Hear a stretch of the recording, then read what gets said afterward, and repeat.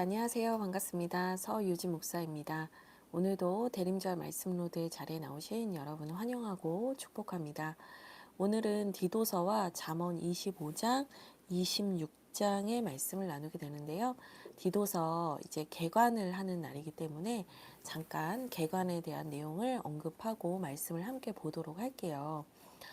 주하길교회 성도님들께는 저희 밴드에 이 자료를 올려두었고요. 또 혹시 이 자료가 필요하신 분들, 개관 자료가 필요하신 분들은 네이버 프리미엄 콘텐츠에서 로드앤로드 미니스트리를 검색하시고요.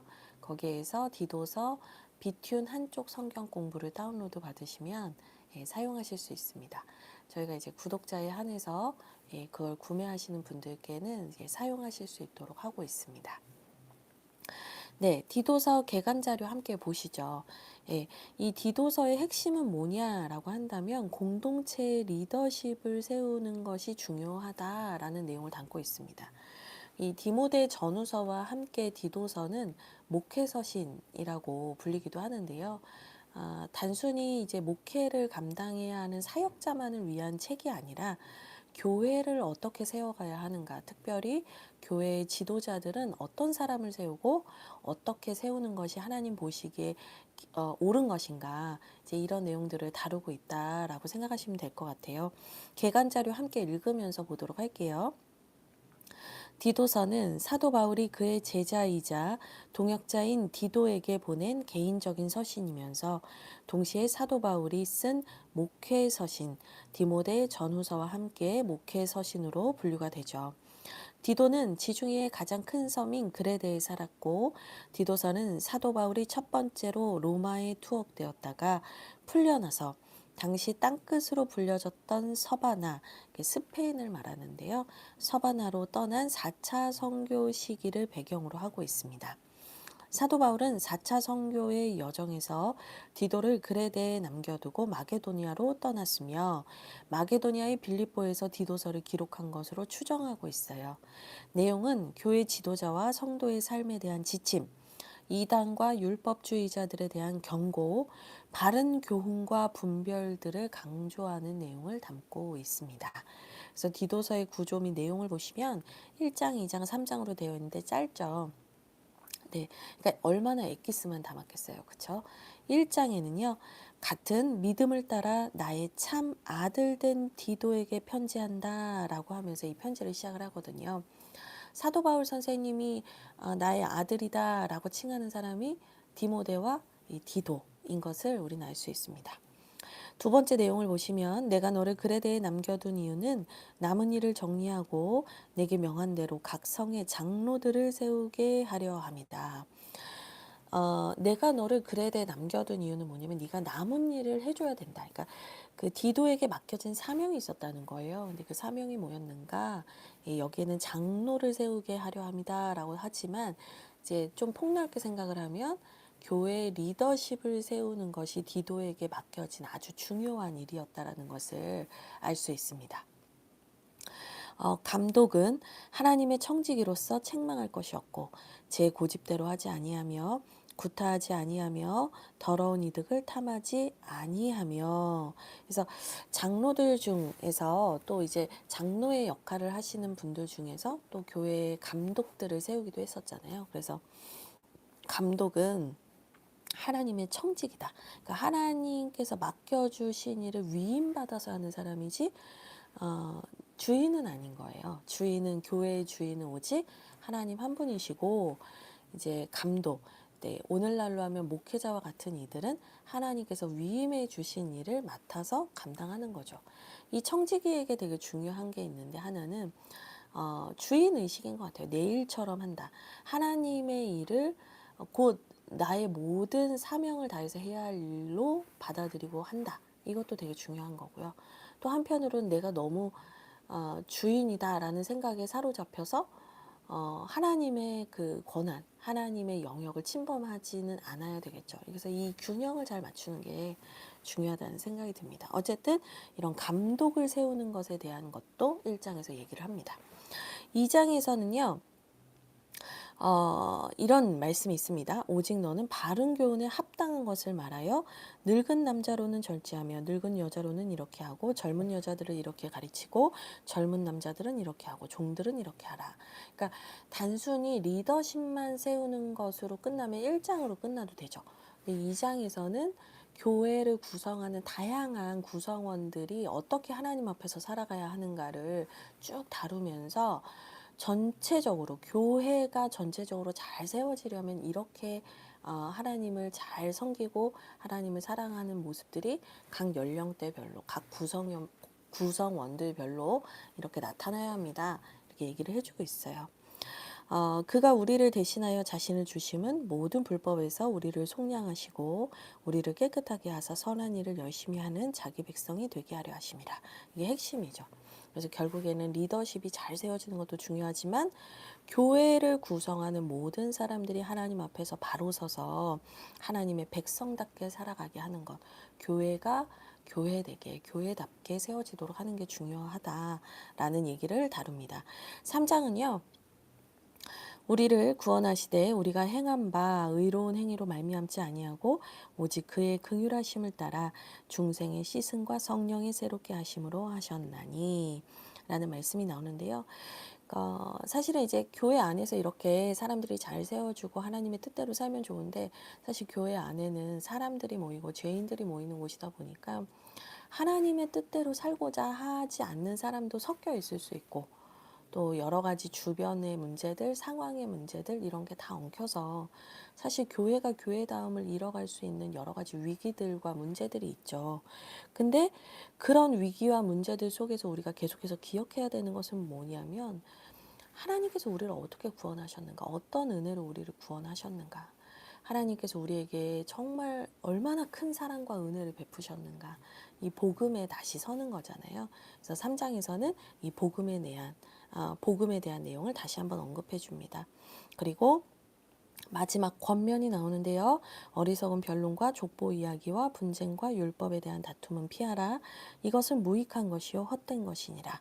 이단에 속한 사람을 한두 번 훈계한 후에 멀리하라 라고 얘기를 하면서 하나님의 복음을 순수하게 지켜나가기 위해서 거짓 복음들 또 잘못된 논쟁들 이런 것들을 피하고 하나님의 복음에 잘 서길 바랍니다 라고 하면서 이제 디도서가 끝나게 됩니다. 그래서 이렇게 해서 디도서 개간을 간략하게 마쳤고요. 이제 1장, 2장, 3장 함께 보도록 할게요. 1장 1절을 보시면 하나님의 종이요 예수 그리스도의 사도인 나 바울이 사도된 것은 하나님의 택하신 자들의 믿음과 경건함에 속한 진리의 지식과 2절 영생의 소망을 위함이라 라고 얘기를 합니다. 그래서 하나님께서 나를 사도로 세우신 이유는 뭐냐? 하나님이 택하신 자들의 믿음을 위해서 또 그 진리를 가르치는 일을 위해서 또 영원한 생명을 주신 하나님의 구원의 소망을 갖게 하기 위해서 하나님께서 나를 사도로 부르셨습니다 라고 얘기를 합니다. 그러면서 2절에서 이 영생에 대한 얘기를 좀 보충 설명을 해주는데요. 영생은 거짓이 없으신 하나님이 영원 전부터 약속하신 것인데 이렇게 얘기를 합니다.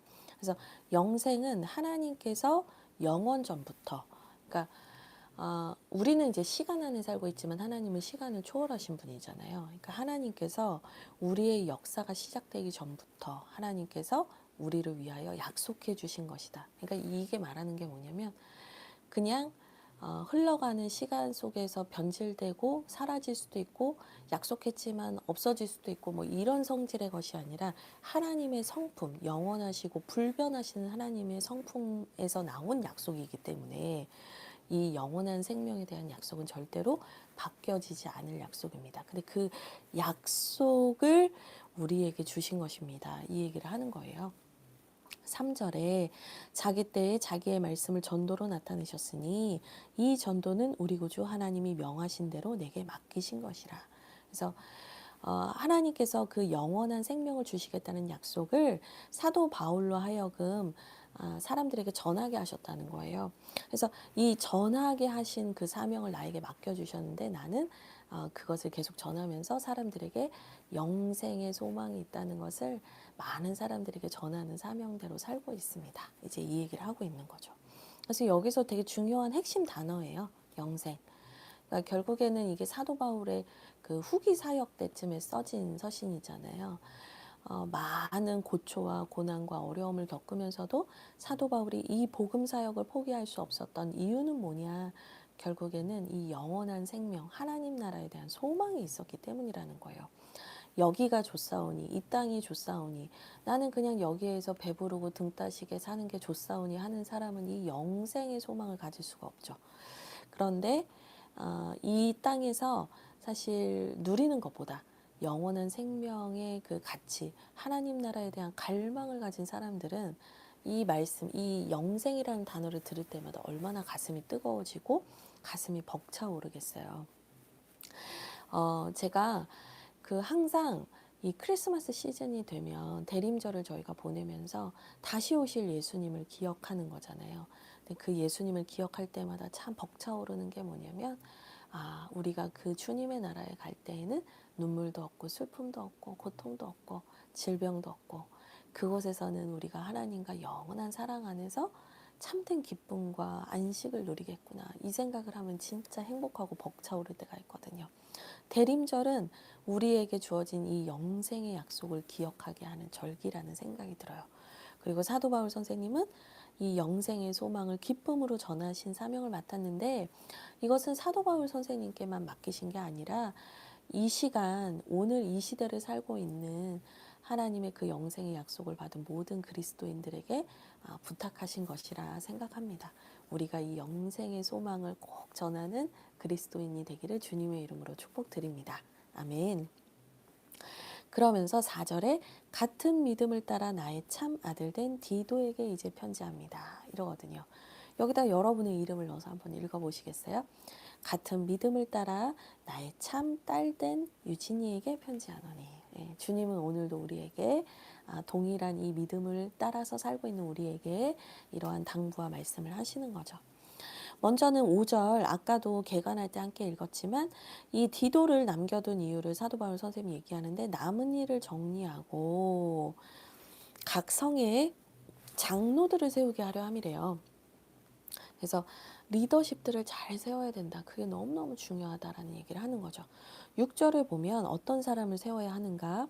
책망할 것이 없고 한 아내의 남편이며 방탕하다는 비난을 받거나 불순종하는 일이 없는 불순종하는 일이 없는 믿는 자녀를 둔 자라야 할지라. 아멘. 이렇게 얘기를 해요.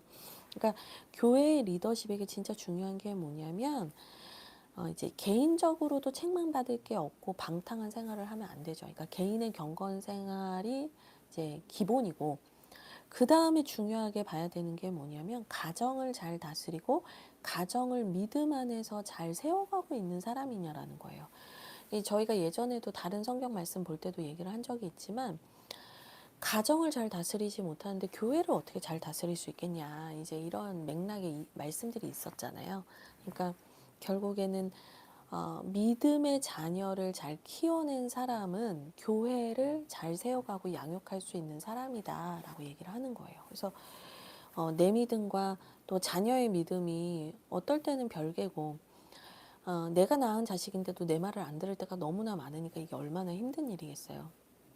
그런데 그럼에도 불구하고 교회의 리더십은, 장로라면 탑 리더십이 된다면 자신의 자녀들에게 복음의 말씀을 잘 가르치고 또 그 믿음이 잘 자라게 한 그런 사람이 세워져야 합니다. 이제 이런 얘기를 합니다. 네, 그리고 나서 7절, 감독은 하나님의 청지기로서 책망할 것이 없고 제 고집대로 하지 아니하며 급히 분내지 아니하며 술을 즐기지 아니하며 구타하지 아니하며 더러운 이득을 탐하지 아니하며. 8절, 오직 나그네를 대접하며 선행을 좋아하며 신중하며 의로우며 거룩하며 절제하며. 9절, 미쁜 말씀의 가르침을 그대로 지켜야 하리니 이는 능히 바른 교훈으로 권면하고 거슬러 말하는 자들을 책망하게 하려 함이다. 이렇게 얘기를 합니다. 그래서 감독은요, 하나님의 청지기로서 하나님께 위임받은 사역을 하는 사람으로서 책망할 것이 없어야 됩니다. 그래서 이게 결국에는 이제 개인적인 경건 생활을 잘하는 사람이어야 합니다. 라는 얘기를 하고 있고요. 특별히 7절에 보면 분을 낸다든지 고집대로 한다든지 술을 즐긴다든지 구타한다든지 막 이런 되게 폭력적인 성향들의 이야기들이 되게 많이 나오거든요. 그러니까 결국에는 힘이 있다고 해서 그것을 자기 마음대로 주장을 한다든지 자아가 팽창돼서 내 혈기와 내 힘으로 하지 아니하는 자를 세워야 합니다라는 거죠. 그래서 절제하고 다듬어지고 정갈한 사람을 세워야 한다는 얘기를 하고 있습니다. 8절에 보면은 또 감독에게 중요한 게 뭐냐면 나그네를 대접하는 거예요. 그러니까 외부인들을 잘 대접하고 그들을 잘 선대하는 거죠. 그러니까 결국에 이게 뭐냐면 한 공동체의 대표라는 건 이 공동체의 얼굴이란 말이에요. 그러니까 이 대표자가 외부인들이나 지역이나 이웃들을 어떻게 대하느냐가 이 교회의 얼굴이 되기 때문에, 그리고 이 당시에는 나그네 대접 문화가 사실 너무나 중요한 거였고, 히브리서에서도 너희가 부지 중에 이 나그네를 대접하고 이웃을 섬기다 보면 부지 중에 너희가 천사들을 대접할 수 있다라고 얘기를 했거든요. 그러니까 이 이방 나그네 되었던 이스라엘 사람들에게 또 그리스도인들에게 우리도 이방 나그네 생활을 했는데 출애굽 이후에 그런 우리의 경험이 있을진데 어떻게 우리가 지금 나그네로 사는 자들에게 함부로 대하겠습니까? 이런 구약적 맥락도 있거든요. 그러니까 결국에는 다른 이들을 잘 선대하고 내가 어려웠던 때를 기억하면서 어려운 이들을 잘 돌봐야 합니다. 이제 이 얘기를 하는 거죠. 그리고 9절이 되게 핵심적인데요. 하나님의 말씀을 가르친 그대로 본인이 지켜야 된대요. 그러니까 가르치기만 하고 본인이 지키지 않으면 그거는 이제 뭐랄까요, 솔선수범이 안 되니까 그거는 본이 안 되잖아요. 그래서 결국에는 내가 사람들에게 권위 있게 가르치기 위해서는 내가 그 말씀대로 살아야 하는 본을 보이는 사람이어야 합니다. 라는 얘기를 하고 있습니다. 그래서 감독은 가르치는 자이기 때문에 가르치는 자로서의 모범에 대한 이야기가 더 이제 보충이 돼서 나온다고 보시면 되죠. 근데 이제 문제는 이 디도가 사역했던 교회에서 이런 분들을 잘 세우면 너무 좋을 텐데 이 지역 자체 그리고 이 지역에 있는 리더십들 또 교회 안에 들어와 있지만 제대로 된 믿음을 갖지 못한 사람들, 그런데 그 제대로 된 믿음을 갖지 못한 사람들이 리더십의 자리, 직분자의 자리에 대해서는 탐했던 것 같아요. 그러니까 내 믿음이 연약하면 그냥 나는 그냥 뭐 내가 리더십의 자리에 가는 것은 옳지 않다. 하나님이 위임하신 사역을 내가 잘 감당할 수 없다. 이렇게 겸손하게 이제 대하면 되는데 문제는 뭐냐면 그 리더십의 자리는 올라가고 싶고 그러나 삶은 그렇지 않은 이제 그런 사람들이 있었던 거죠. 그 중에서 한 명이 뭐냐, 할렙한 거예요. 10절을 보시면 불순종하고 헛된 말을 하며 속이는 자가 많은 중 할렙파 가운데 특히 그러하다. 그래서 유대교 출신이었는데 그리스도교로 개종하는 사람, 기독교로 옮겨온 사람들 중에 할례를 받았던 사람들이 교회 리더십이 되고 싶어 했던 것 같아요. 근데 이제 이들이 여기서 보면 뭐라고 해요? 불순종하고 헛된 말을 하고 속인다. 사도 바울의 선생님의 이 지적이 엄청나게 신랄하고 날카롭죠. 그러니까 삶의 부분에서는 하나님의 말씀대로 살지도 않고 교회를 어지럽히고 이간하는 자들인데 그들이 할례를 받았다는 이유만으로 우월성을 주장하면서 교회의 리더십이 되려고 하는 것을 용납해서는 안 된다. 이 얘기를 하는 거죠. 그러니까 오늘날의 시대로 우리가 적용을 해보면 전통적인 조건은 갖추고 있지만 내가 실상 하나님의 말씀대로 살지 않고 하나님의 뜻에서는 멀어져 있는 사람들인데 교회 리더십, 그러니까 감투를 쓰는 건 좋아하는 것을 경계하라는 얘기를 하고 있습니다. 11절 되게 과격한 표현이 나옵니다. 그들의 입을 막을 것이라. 그 입 다물라 이겁니다. 그러니까 얼마나 그들이 말로써 교회를 어지럽혔는지 알 수 있는 대목이고요. 더러운 이득을 취하는 자들이다. 그리고 마땅하지 아니한 것을 가르친다. 그러니까 뭐겠어요. 자기들이 알고 있는 전통이나 또 유대교적인 어떤 해석들을 가지고 와서 복음을 훼손하는 것들, 뭐 이런 것들에 대해서 사도 바울 선생님 엄청 화가 나신 거죠. 마땅하지 아니한 것을 가르쳐서 가정들을 온통 무너뜨린대요. 그러니까 지금은 이제 교회가 건물로서 있지만 예전에는 가정을 중심으로 교회가 형성이 되었기 때문에 이것은 개개인의 어떤 가정도 의미하는 거겠지만 교회를 완전히 무너뜨리는데 앞장서고 있는 자들이다. 이 얘기를 하는 거거든요. 그러면서 특별히 12절에 이 그레데라는 지역의 사람들도 이제 좀 이렇게 뭐랄까요, 좋은 사람들은 아니었던 것 같아요. 그러니까 삶이 방탕하고 이렇게 음란하고 이런 사람들이 많이 살았던 섬인 것 같아요. 그래서 12절에 보시면 이 그레데인들은 항상 거짓말쟁이며 악한 짐승이며 배만 위하는 게으름뱅이라. 예전에 어떤 사람이 이런 얘기를 했었대요. 그레데 사람들은 이래. 그러니까 뭐 우리가 누군가에 대해서 편견을 갖는 건 좋지 않지만 우리가 이제 뭐 민족성이라든지 어떤 공동체의 특징이라는 게 있잖아요. 이런 사람들은 이래, 이런 사람들은 이래, 뭐 이렇게 전해 내려오는 말들이 있었는데 그레데 사람들을 향해서 사람들이 하는 말이 뭐였냐면 항상 거짓말한다. 입만 열면 거짓말이다. 악한 짐승이다. 배만 위하는 게으름뱅이다. 그러니까 거짓말 잘하고 게으름뱅이고 악한 짐승, 난폭한 사람들이다. 그러니까 거의 뭐 진짜 이렇게 이런 단어를 써도 되는지 모르겠지만 정말 이렇게 양아치 같은 뭔가 이런 그 정말 인생을 막 사는 이런 그런 이제 분들이 많았던 것 같아요. 그러면서 13절에 그 말이 맞대요. 예전에 누가 이런 말을 했던 건데 내가 보니 그 말이 너무 맞대요. 그러니까 이 지역 사람들의 이 사람의 됨됨이나 인간성에 문제가 많은 분들이 많은데 이런 분들 중에서 그리스도인이 됐으면 완전 새로운 삶을 살고 하나님 중심으로 삶이 완전 개편돼야 되는데 예전의 습관이나 예전의 어떤 그런 태도들을 바꾸지 못하는 사람들이 많은 거예요. 그래서 13절에 이런 얘기를 하는 거예요. 그러므로 네가 그들을 꾸짖어 발음이 어려워. 혼내라. 네가 그들을 엄히 혼내라. 그래서 그들로 하여금 믿음을 온전하게 해라.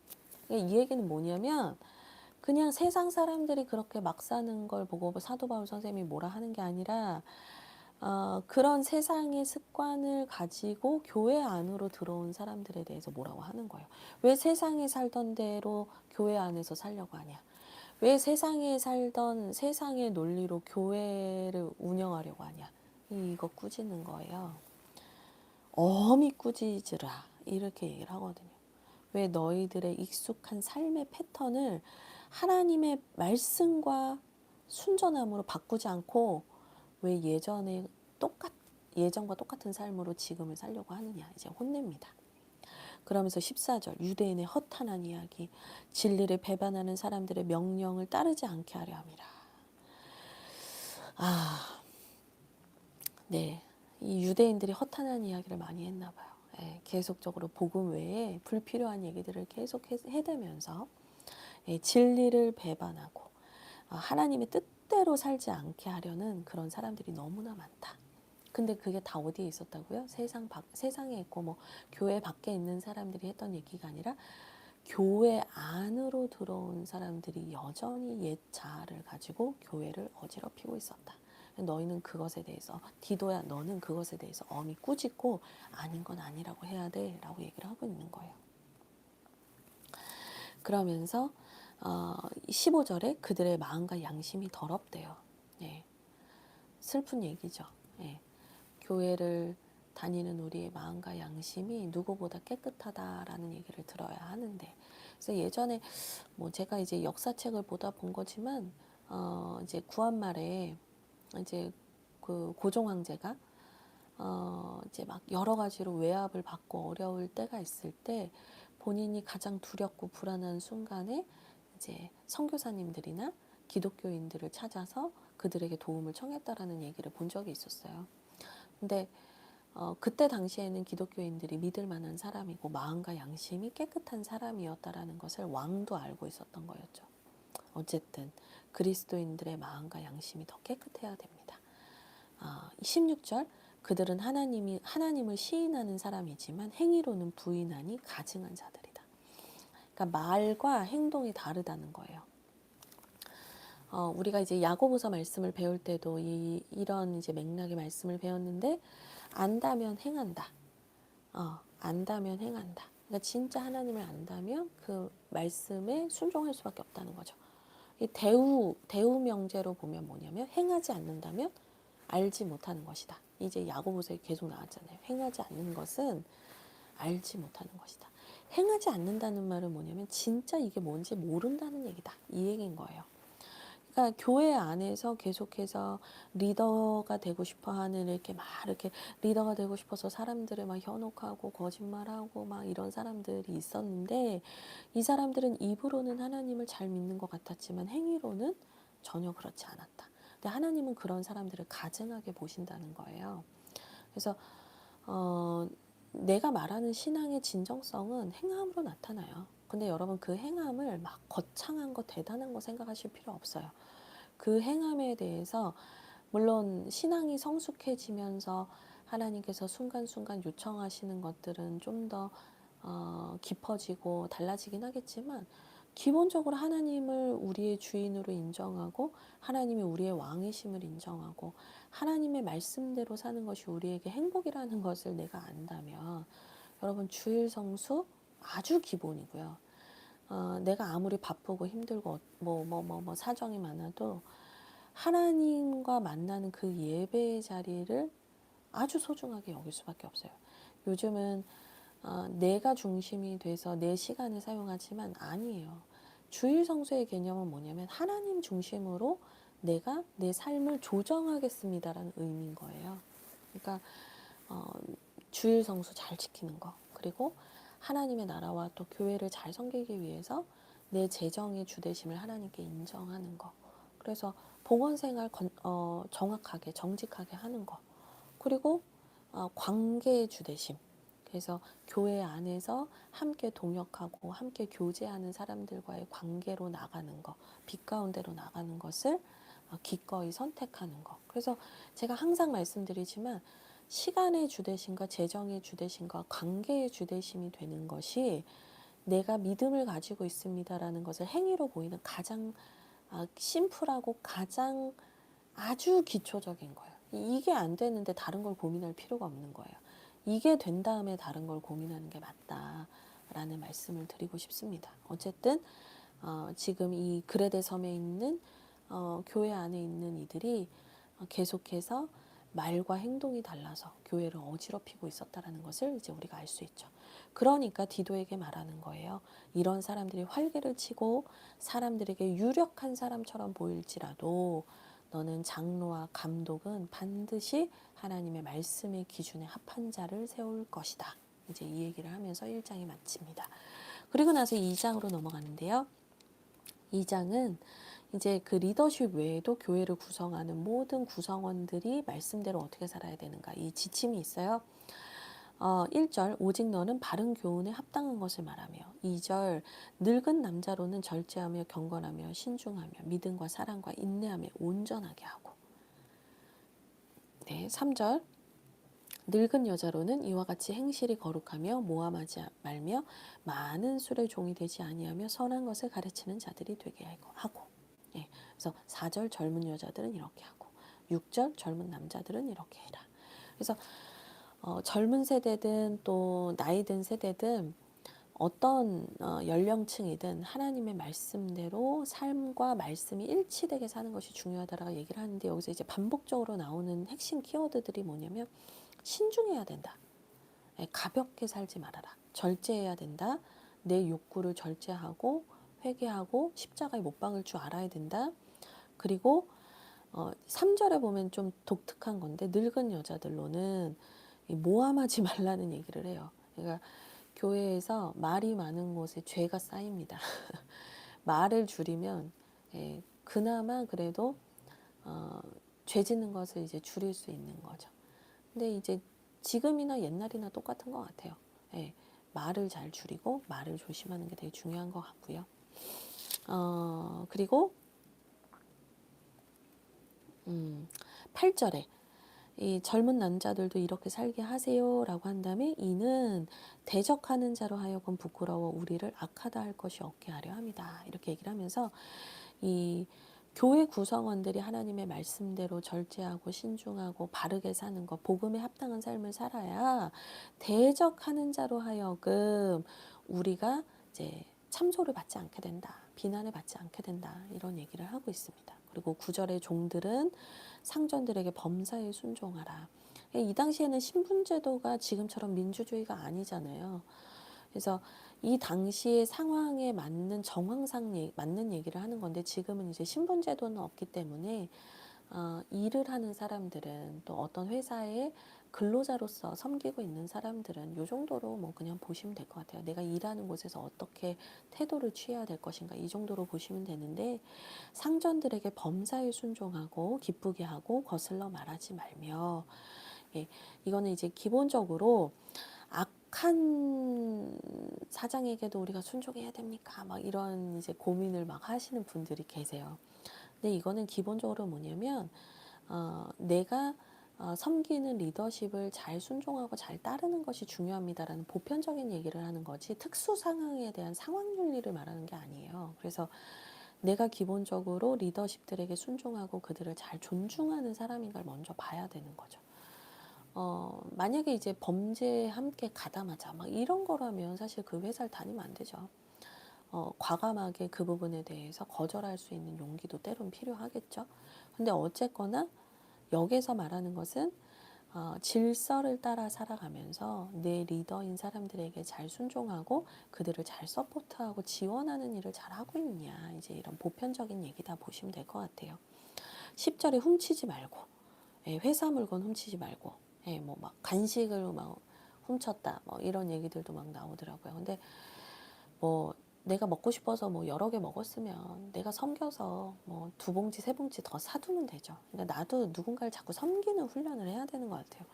내가 어떻게 하면 여기에서 내 이득을 내가 조금도 손해보지 않고 내가 여기서 내 모든 것을 다 누릴 것인가, 이것만 생각하는 게 아니라 때로는 내 주변의 동료들에게 커피 한 잔 돌릴 수 있는 그런 나그네를 대접하는, 그런 여유들, 섬김들이 있어야죠.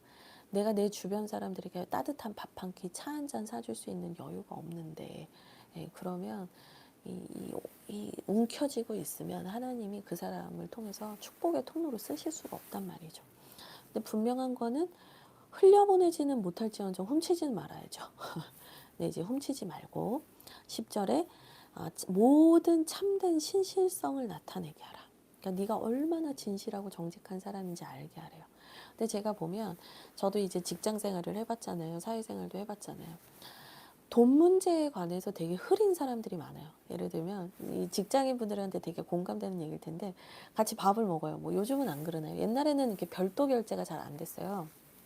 요즘은 한 명씩 내가 먹은 건 내가 결제하고 막 이런 분들이 많은데, 예전에는 한 명이 결제하면 밥값을 이제 내가 보내줄게 이런 분들이 많았거든요. 근데 저도 그런 일을 되게 많이 겪었는데, 준다고 하고 밥값 안 주는 사람 되게 많았어요.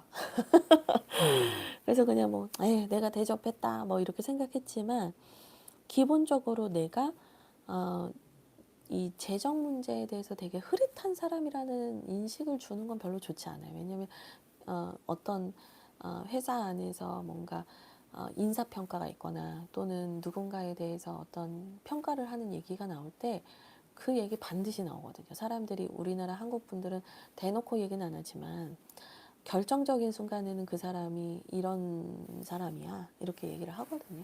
그래서 내가 누가 말하지 않아도 내가 하나님 앞에서 코람데오의 신앙으로 바르게 살아가면 그런 하나하나의 어떤 평가나 또 그런 인정들이 쌓여서 세상 안에서 인정을 받는 것 같아요.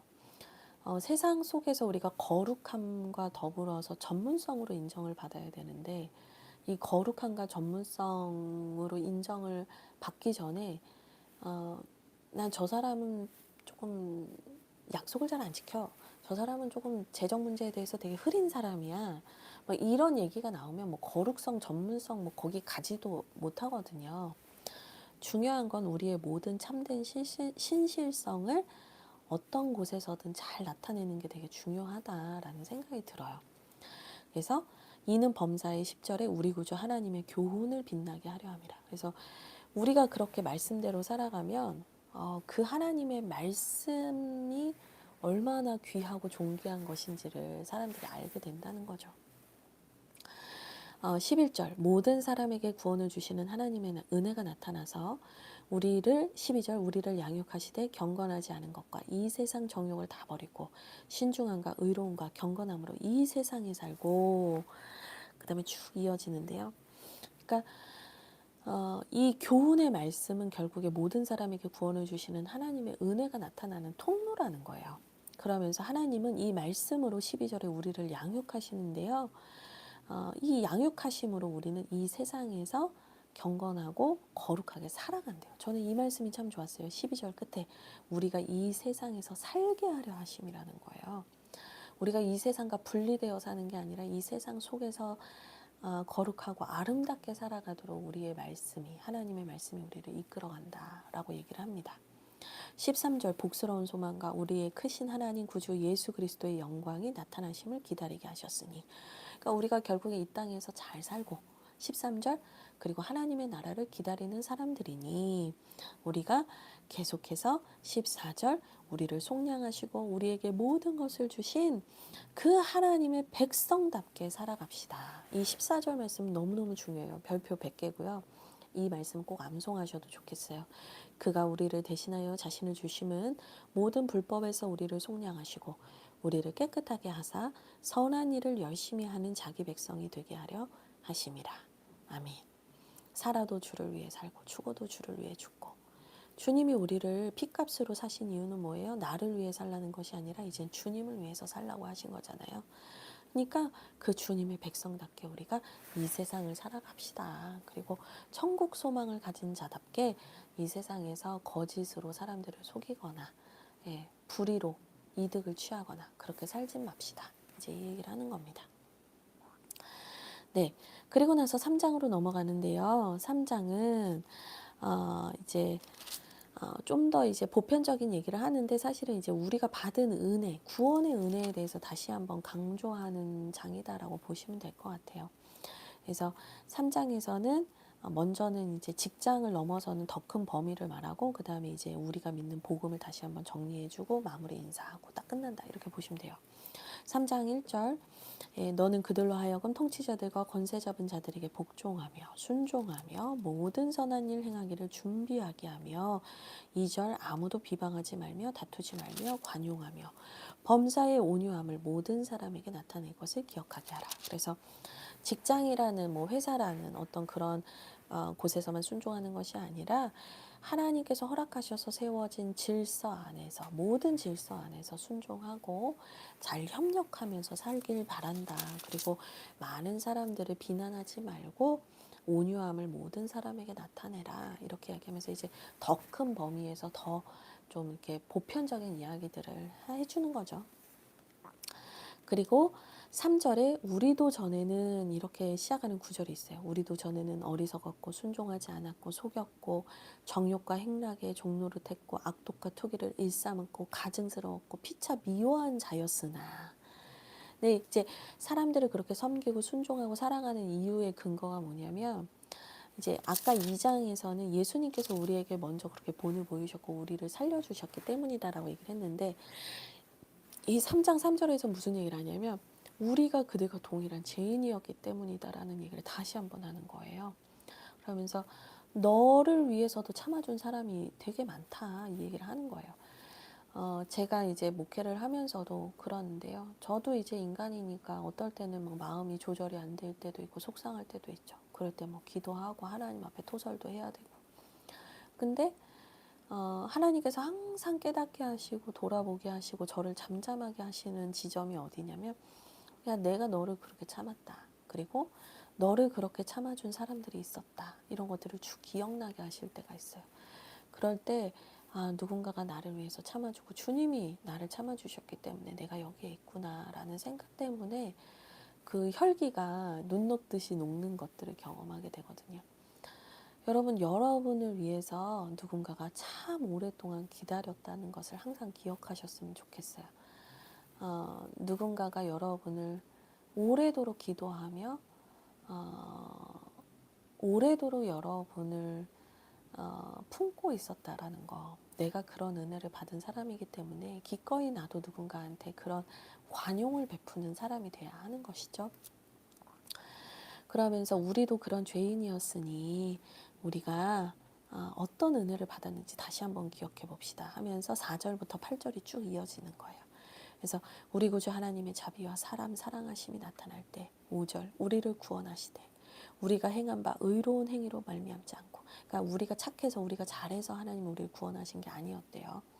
오직 그의 긍휼하심을 따라 그분이 우리를 불쌍히 여겨주셔서 중생의 씻음과 거듭남의 은혜를 얻었고, 그다음에 성령의 새롭게 하심으로 우리가 지금 여기에 있는 거 아닙니까? 성령님이 우리를 통치해 주셔서 지금 우리가 사람답게 살고 있는 거 아닙니까? 이제 이 얘기를 하는 거예요.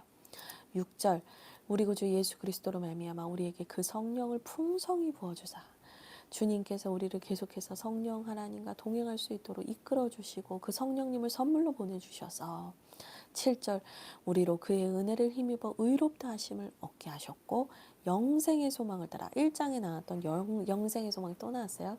영생의 소망을 따라 상속자가 되게 하려 하십니다. 그래서 하나님 나라를 기업으로 유업으로 받는 하나님의 자녀가 되게 하셨습니다. 그런 얘기를 합니다. 그러면서 8절 이 말이 미쁘도다. 이 말이 정말 믿을 만한 말입니다. 원하건대 너는 이 여러 것에 대해서 굳세게 말해라. 디도야, 너는 이것을 계속해서 선포해야 돼. 사람들이 말을 안 들어. 사람들이 계속 네 리더십을 인정 안 해. 사람들이 계속해서 막 내가 리더를 하겠다고 막 교회를 어지럽혀. 괜찮아, 괜찮아. 너는 이 복음의 말씀만 굳세게 말해라. 이는 하나님을 믿는 자들로 하여금 조심하여 선한 일을 힘쓰게 하려 합니다. 이것은 아름다우며 사람들에게 유익하다. 그러니까 분쟁을 일으키는 자들에게 맞받아치면서 티키타카 하면서 싸우지 말고 계속해서 복음의 말씀을 선포하고 유익한 말을 많이 하라고 이제 디도에게 마지막 권면을 하죠. 그러면서 분쟁과 9절 분쟁과 다툼을 피해라. 이런 얘기가 지금 계속 나온다는 건 디도가 정말 막 부글부글 했던 것 같아요. 너무 싸우고 싶었던 것 같아요. 근데 분쟁과 다툼은 피해라. 무익하다. 헛된 것이다. 말한다고 바뀌지 않는다. 말한다고 뉘우치지 않는다. 오히려 복음의 말씀을 잘 전해라. 10절 이단도 속해 있고 교회에도 왔다 갔다 하는 사람이 있다면 훈계한 후에 한두 번 훈계하고 멀리해라. 그래서 이것을 네가 책임질 수 없다라는 얘기를 하고 있어요.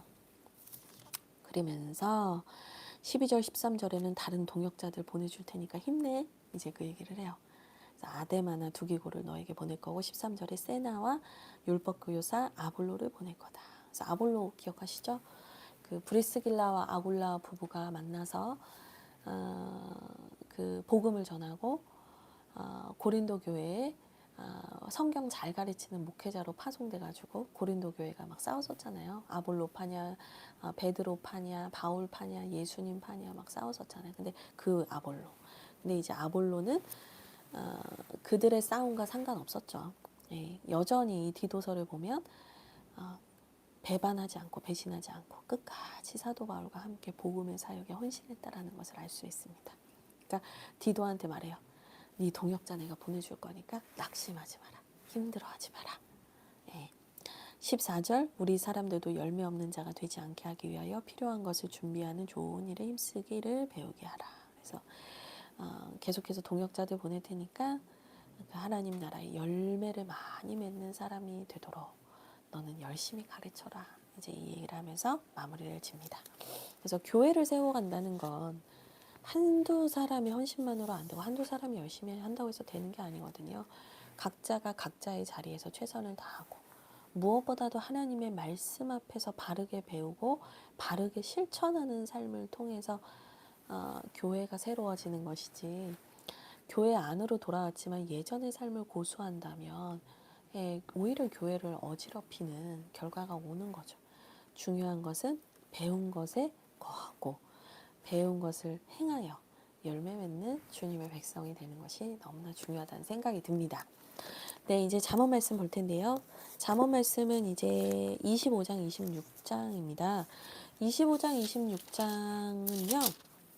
이제 어제로 두 번째 솔로몬의 잠언이 끝났고 이제 세 번째 시작이 되는 건데 25장 1절 이것도 솔로몬의 잠언이요 유다 왕 히스기야의 신하들이 편집한 것이다 라고 하면서 이 책이 새롭게 시작되는 부분을 보여줍니다.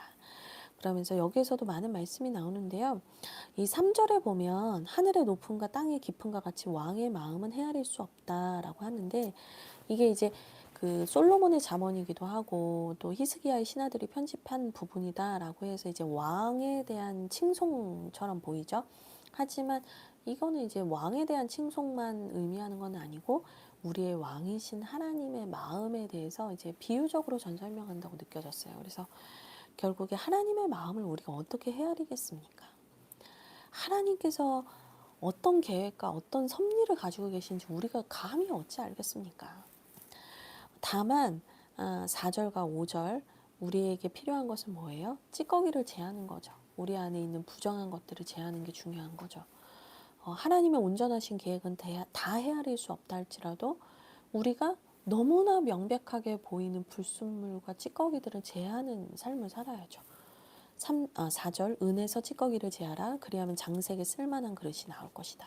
5절 왕 앞에서 악한 자를 제하라. 똑같은 거예요. 제하라. 그리하면 그의 왕위가 의로 말미암아 견고히 서리라. 그래서 결국에 우리가 하나님의 높고 높으신 마음은 다 알 수 없지만 우리가 할 수 있는 건 분명한 거죠.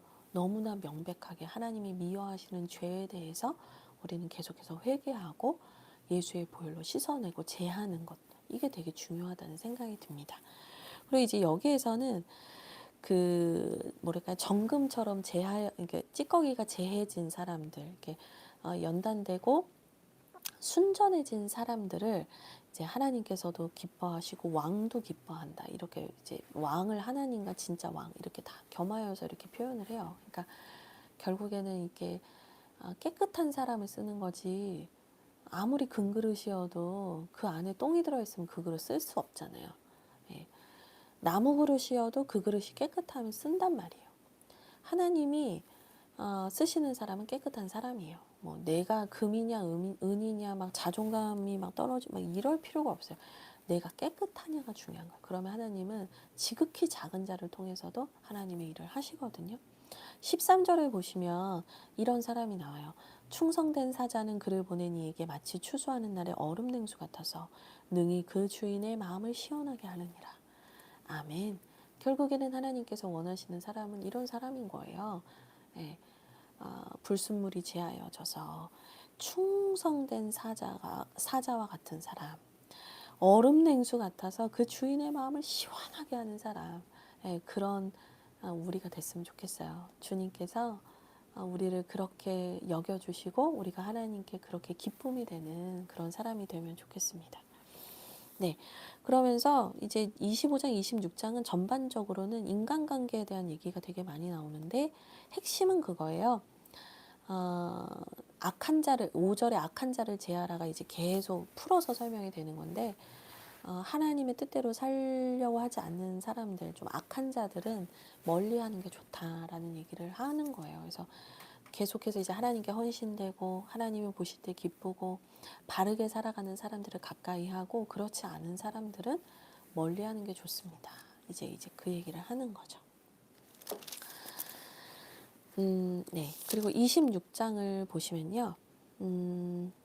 그 누구를 가까이 해야 하는가? 지혜로운 자, 아니면 미련한 자, 의인이냐, 악인이냐, 하나님을 기쁘시게 하는 충성된 사자와 같은 자냐, 뭐 아니면 자기를 위해서 살아가는 악인과 같은 자냐, 뭐 이 두 부류의 사람들 중에서는 누구를 가까이 할래? 이제 그 얘기를 제가 계속 말씀드렸잖아요. 26장 6절은 다시 한번 그 얘기에 쐐기를 박는 거예요. 미련한 자 편에 기별하는 것은 자기의 발을 베어버린가 해를 받은 것 같다. 그러니까 미련한 자를 가까이 하는 게 자기의 발을 자르는 거랑 똑같대요. 되게 무서운 말이죠. 결국에는 가까이 하는 사람을 잘 봐야 돼요. 여러분, 내가 진짜 하나님을 제대로 알고 싶으면 진짜 하나님 앞에 진지한 사람들을 만나야 되는 거예요. 근데 내가 요즘에 누굴 가까이 하는가? 역으로도 한번 생각해 보세요. 내가 요즘에 가까이 하고 있는 사람들이 어떤 사람들인가 이렇게 보면은 내가 진짜 원하는 게 거기에 담겨져 있는 거죠. 네. 10절, 26장 10절도 이런 얘기를 하네요. 장인이 온갖 것을 만들지라도 미련한 자를 고용하는 것은 지나가는 행인을 고용한과 같으니라. 그러니까 그러니까 장인 아시죠? 장인은 이제 그 장모 장인이 아니잖아요. 장인은 기술자, 테크니션, 이 그 엄청나게 고도의 기술을 가진 사람들 우리가 장인이라고 하는데, 장인이 정말 열심히 일해서 뭘 만들어도 갑자기 지나가는 행인, 이 일에 대해서 아무것도 모르는 사람을 고용해서 일을 하면 결국에 일을 그르친다는 거예요. 그러니까 내가 아무리 노력을 해도, 내가 아무리 수고를 해도 헛수고가 된다 이 말이에요. 근데 여러분 진짜 이럴 때 많아요. 내 인생에 진짜 중요한 문제예요. 뭐 결혼 문제, 뭐 아니면 자녀 문제든 뭐 내 인생에서 진짜 중요한 문제, 뭐 직장을 결정하는 문제 이런 거를 하는데 막 계속 지금까지 기도해오고 뭐 하나님께 어떻게 해야 됩니까? 막 물어왔는데 결정적인 순간에 전혀 신앙이 없는 친구한테 물어봐요. 그러면 그 친구는 이제 그냥 세상적으로 우리가 흔히 아는 논리대로 말을 해주겠죠. 그러면 결정하는 순간에는 그냥 그걸 두고 결정하시는 분들 전 되게 많이 봤거든요. 그동안 기도한 건 뭐며, 그동안 눈물로 하나님 앞에 인내했던 건 뭐냐 이거예요. 왜 결정적인 순간엔 자꾸 길 가는 사람한테 물어보냐는 거예요. 진짜 중요한 건데 왜 결정적인 순간에는 길 가는 사람한테 물어보시는 분들이 이렇게 많은 것인가. 제가 그게 참 의아할 때가 많았어요. 내가 장인이고 대단한 정말 작품을 만들고 싶은 마음이 있다면 장인한테 물어봐야 되는 거 아니냐고요. 그쵸? 결국에 우리에게 가장 지혜롭게 가장 탁월한 말씀을 주실 분은 하나님 한 분이시죠. 네. 아니면 또 영적인 리더십들, 목회자들 잘 이렇게 그런 분들과 상의하시고 네, 그렇게 결정하시면 좋을 것 같아요. 근데 이제 그분 하나님이나 또 목회자들에게 상의하지 않고 그냥 길 가는 행인과 같은 전혀 신앙과 상관없는 친구들에게 물어보고 결정하는 이유는 하나예요. 내가 원하는 말을 해주는 사람 얘기를 듣는 거거든요. 내가 원하는 말을 해주는 사람이 아니라 바른 길을 말해주는 사람의 이야기를 여러분들이 꼭 들으셨으면 좋겠어요. 네, 11절. 이것도 되게 유명한 말씀이죠. 개가 그 토한 것을 도로 먹는 것 같이 미련한 자는 그 미련한 것을 거듭 행한다. 그래서 결국에는 토한 데 들어놓는 거예요. 누가 토한 데 들어놓죠? 네. 내가 토한 데 들어놓고 계속 그 악순환이 반복되고 거듭 그때 막 내가 너무 후회하고 괴로웠는데 또 그걸 또 선택하고 또 선택하고 또 선택하고 왜 이렇게 미련한 선택을 하는가. 그게 인간의 그 미련함이고 본성인 거예요. 죄의 본성. 근데 우리가 이런 악순환에서 벗어날 수 있는 방법은 하나밖에 없는 거예요. 말씀대로 사는 거예요. 그래야 내 삶에 반복적으로 일어났던 항상 나를 힘들게 하는 문제는 한두 가지란 말이에요. 그 힘들게 하는 한두 가지의 문제에서 빠져나올 수가 있는데 본인은 계속 몰라. 왜 나한테 이런 일이 계속 일어나는지 난 모르겠다. 이렇게 얘기를 하시는데 거듭 행하고 있는 부분, 지점이 있을 거예요. 내가 하나님의 말씀대로 기도한 대로 따라가는 것이 아니라 순간적으로 두렵기 때문에 그냥 주변에서 누가 말해준 거 듣고 그냥 빨리 결정해버리고 단정해버리고 또 거기로 다시 들어가 다시. 그래서 어려움에 있는 분들이 많죠. 근데 중요한 건 뭐냐면 죽을 것 같아도 안 죽어요. 말씀대로 살면 안 죽어요. 죽어도 부활이 된단 말이에요. 예, 죽는 것 같아도 하나님 다시 살리신단 말이에요. 그러니까 말씀 죽으면 죽으리다 하고 좀 말씀대로 끝까지 가보셨으면 좋겠어요. 막 고생해가지고 그 막 고생 다 했는데 그 막 내가 도저히 안 되다. 여기서 내가 더 죽겠다 해서 여기서 내 세상적인 방식을 택했다가 다시 원점으로 가신 분들이 너무 많아요. 죽으면 죽으리다 하세요. 하나님이 날 죽이시든 살리시든 하나님 저 책임져 주세요. 해보세요. 그러면 주님이 그 안에서 우리를 살리시는 은혜를 경험해 보는 거죠. 근데 내 자아가 죽어야 하나님이 일을 하시는데 내 자아가 그 죽을 것 같은 그 순간에는 맨날 도망가서 거듭거듭 맨날 토한테 들어놓는 인생이 되면 안 된단 말이에요. 죽으면 죽으리다 하면 하나님이 살려주신다니까요. 이제 그걸 경험해야 믿는 게 재밌는 거예요. 믿음의 배포도 생기는 거고. 그쵸? 네. 그래서 다른 말씀은 쭉 읽어보시고 사람을 잘 만나고 좋은 친구를 만나도록 기도하시면 좋겠다는 생각을 합니다. 네, 오늘 여기까지 하고요. 제가 기도하고 마치도록 하겠습니다. 하나님 감사합니다. 오늘 디도서 말씀과 또 잠언 말씀을 가르쳐 주셔서 감사해요. 하나님, 디도서 말씀을 보며 교회를 세워가는 하나님의 원칙과 또 하나님의 말씀, 또 복음의 진리에 대해서 기억합니다. 하나님, 우리 각 사람이 주하길 교회를 세워가며 하나님 앞에서 바로 서게 하시고 말씀대로 살게 하시고 말씀에 굳건하게 서는 그런 교회가 되게 해주십시오. 또한 잠언 말씀처럼 내가 지금 누구를 가까이 하고 있는가를 돌아보게 하시고 하나님 미련한 자같이 거듭 죄를 짓는 그 패턴을 계속해서 반복하는 인생이 되지 않게 해주시고 악을 제하며 아버지 불순한 것들을 깨끗하게 제해서 하나님께 쓰임받는 충성된 사자, 하나님이 기뻐하시는 얼음 냉수와 같은 주님의 종이 되게 하여 주옵소서. 주님 감사합니다.